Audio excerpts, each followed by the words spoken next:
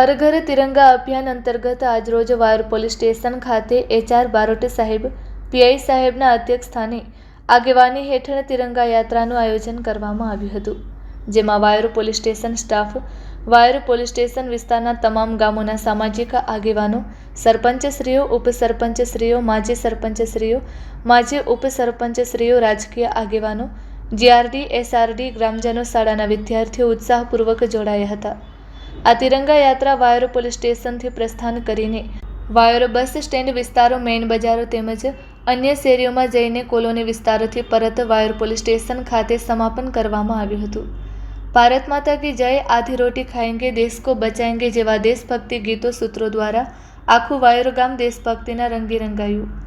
Vayor police સ્ટેશનના PI HR Barot સાહેબ, ચરોપડી મોટી મુસ્લિમ સમાજના આગેવાન સૈયદ કાદરશા બાવા, દિનેશ માસ્તર, વિદ્યાર્થીની બાળકીએ દેશભક્તિ વિશે અલગ અલગ રીતે પોતાની આગવી શૈલીમાં પ્રવચન આપ્યું હતું। PI સાહેબ HR બારોટે દેશ દાજની ભાવના જગાડી હતી। Report by Rameshbhai Bhanushali, Naliya, Abdasa, Kutch. પહેલા તો બાળકો મને એ કહે છે કે તમે શું ફીલ કરો છો, આ યાત્રા પછી તમને શું ફીલ થાય છે?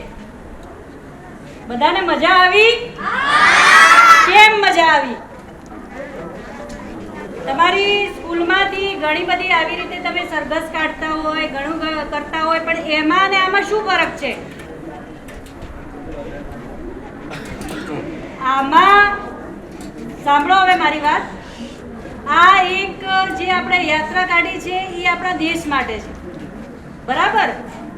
જે આપણો રાષ્ટ્રધ્વજ છે એના માટે છે, આપણા દેશ માટે, અને દેશ ભાવના આપણી અંદર છે જ, પણ એને આપણે વધારે જગાડીએ અને જે બહારના જે આપણા ગામના લોકો છે તો એમને પણ એ વસ્તુ ફીલ થાય કે ભાઈ દેશ શું છે, દેશ ભાવના શું છે, રાષ્ટ્ર શું છે। તમામ વસ્તુ, તમામ ધર્મની પહેલા શું આવે તો દેશ આવે, દેશ ભાવના આવે, બરાબર? જ્યારે આપણે તમામ જ્ઞાતિના લોકો અહીંયા હાજર છે ત્યારે હું એક વસ્તુ કહું છું કે આપણે હિન્દુ તો દિવાળી એમનો મોટામાં મોટો તહેવાર કહેવાય, જે આપણા મુસ્લિમ ભાઈઓ છે તો ઈદ એમનો મોટામાં મોટો તહેવાર કહેવાય, પણ જે આપણે દિવાળી અને ઈદ આપણે જે ઉજવી શકીએ છીએ એ આ પર્વ છે એના લીધે આપણે આ ઉજવી શકીએ છીએ, બરાબર? જે આપણે 15મી ઓગસ્ટ 1947ના દિવસે જે અંગ્રેજોના અંદરથી આપણે જે આઝાદી મેળવી હતી, અંગ્રેજોએ જે આપણને સ્વતંત્રતા, આપણે એમની ગુલામીમાંથી આપણે સ્વતંત્રતા જે મેળવી હતી, એના પછી એની પહેલાંની હિસ્ટ્રી તમે ઇતિહાસ જોશો તો આપણા જે લોકો છે એ સારી રીતે કોઈ તહેવાર ભાઈ ઉજવી નહોતા શકતા। આપણે ના તો દિવાળી સારી રીતે ઉજવી શકતા હતા, ના તો ઈદ સારી રીતે ઉજવી શકતા હતા, બીજો કોઈ તહેવાર નહોતા ઉજવી શકતા, પણ આ પર્વ પછી જે આપણો રાષ્ટ્રનો પર્વ છે એના પછી આપણે આપણા તહેવારો સારી રીતે ઉજવી શકીએ છીએ અને સ્વતંત્રતાથી આપણે રહી શકીએ છીએ।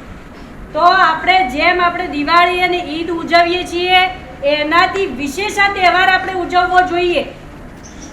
જેમ તમે દિવાળી ઉપર તમારા ઘર શણગારો છો કે તમારી ઓફિસો શણગારો છો, સ્કૂલ શણગારો છો, ઈદના દિવસે પણ તમે જેટલી ઉત્સાહ કરો છો તો એનાથી ડબલ ઉત્સાહે આપણે આ પર્વ ઉજવવો જોઈએ, કેમ કે આ પર્વ છે તો આપણે છીએ અને આ પર્વ છે તો આપણા બીજા પર્વો છે। રાષ્ટ્ર ભાવના પહેલી હોવી જોઈએ, દરેક ધર્મથી ઉપર આપણો દેશ હોવો જોઈએ। એટલા માટે અત્યારે આપણે આપણા નરેન્દ્રભાઈ મોદી આપણા વડાપ્રધાન છે તો એ આ બધા દેશના પર્વને વધારે મહત્ત્વ આપે છે, કેમ કે આપણે આપણા દેશ માટે તમને ગર્વ હશે, તમને અંદરથી દેશ દાજની ભાવના હશે તો તમે બીજા સામે લડી શકશો, તો કમ્પેર કરશો। બાકી બહારનું કોઈ પણ વ્યક્તિ આવી અને તમને થોડા ઘણી લાલચ કે તમારું બ્રેન વોશ કરી અને એનો પ્રભાવ તમારી ઉપર પાડી શકે છે। એના માટે જ કોઈ પણ વસ્તુની પહેલાં આપણો દેશ હોવો જોઈએ, બરાબર?